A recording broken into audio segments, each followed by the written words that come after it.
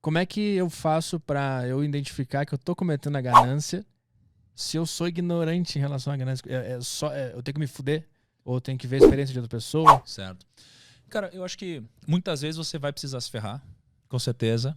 Então, eu, por exemplo, me ferrei aos 18 anos quando eu quebrei na Bolsa de Valores. Eu estava sendo ganancioso, mas precisei quebrar para aprender. Uhum. O problema é que não necessariamente errar vai te fazer aprender.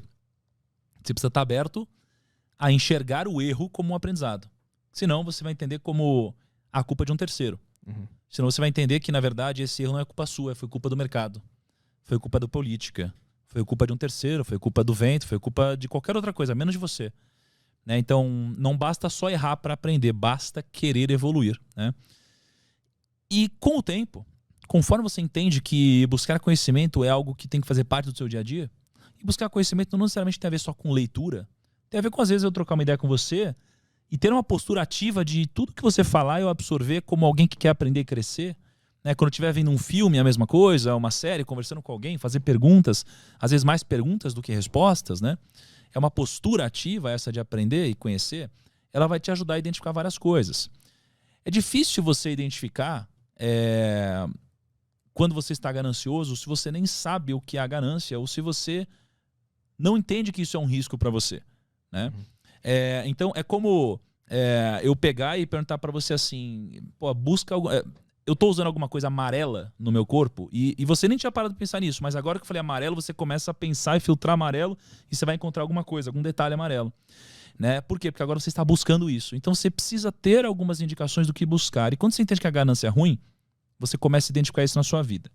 Como você identifica a ganância? Como você sabe que você está ganancioso? Né? Para mim, a ganância, o medo e a impaciência, elas sempre vão te gerar prejuízos. Tá? Então, quando alguém te oferece algum negócio, como uma pirâmide, na maioria das vezes as pessoas elas entram em algum momento da vida, né? Só que elas entram porque elas ferem o princípio da ganância. Então uma pergunta para você é, eu estou ganancioso? E a ganância, ela dá uma coisa aqui dentro em que basicamente ela elimina toda a sua capacidade de análise racional e ela te faz tomar uma decisão extremamente emocional. Então quando você toma uma decisão extremamente emocional, porque você quer um ganho rápido, então geralmente tem a ver com o fator tempo, imediatismo. E geralmente você abre mão dos seus princípios, isso daqui te faz ser ganancioso.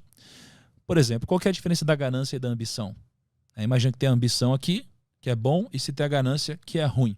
O que está entre elas? A ética. Então quando você rompe o limite da ética, você está ganancioso. É quando você se coloca num ponto em que você é capaz de fazer o outro perder dinheiro para você ganhar. É quando você é capaz de cometer alguma coisa ilícita para você crescer. É quando você é capaz de entrar numa pirâmide sabendo que é uma pirâmide para ficar rico. Né? É quando você é capaz de vender alguma coisa prometendo algo que você não vai entregar para você ficar rico. E o outro não. Uhum. Isso é ganância. Né? Então, se você tiver a vontade genuína de respeitar esses princípios, entender que isso é melhor para você e que o ganancioso ele vai ter um ganho no curto prazo, mas vai abrir mão do longo prazo, você vai conseguir fazer uma autorreflexão. E é importante essa pergunta interna. Agora, é como uma dieta. Você até sabe o que tinha que fazer, mas às vezes você não vai fazer. Então tem que ver o quanto você está motivado, engajado e disposto a fazer alguns sacrifícios, né? Uhum. Como no caso da ganância, você adiar a riqueza, por exemplo. Uhum. A riqueza mentirosa para ter uma riqueza verdadeira, né?